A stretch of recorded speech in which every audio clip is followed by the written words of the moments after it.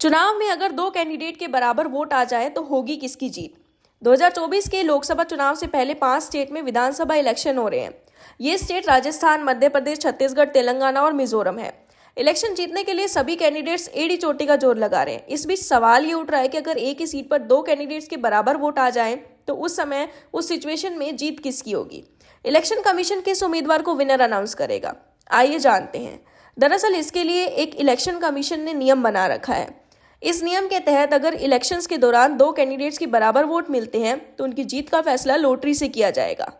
ये दोनों कैंडिडेट एक ही सीट के लिए होने चाहिए। जिस कैंडिडेट के पक्ष में लॉटरी आ जाती है उसे एक एक्स्ट्रा वोट मिला मान लिया जाता है और उसे विनर अनाउंस कर दिया जाता है।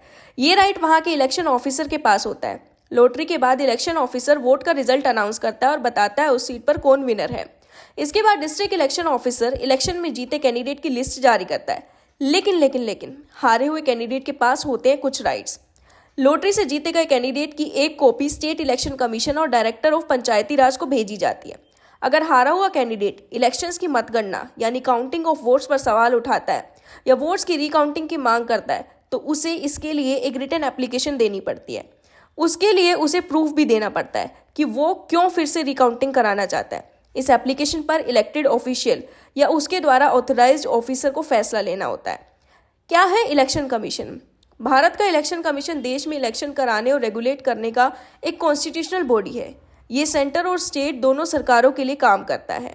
संविधान का आर्टिकल 324 इलेक्शन कमीशन को संसद, राज्य विधानसभाओं, राष्ट्रपति कार्यालय और उपराष्ट्रपति कार्यालय के इलेक्शन की निगरानी और कंट्रोल करने की पावर देता है।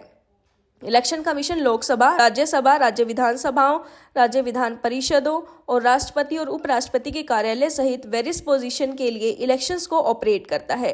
दोस्तों, जानकारी अच्छी लगी हो तो चैनल को लाइक, शेयर और सब्सक्राइब कर दीजिए। धन्यवाद।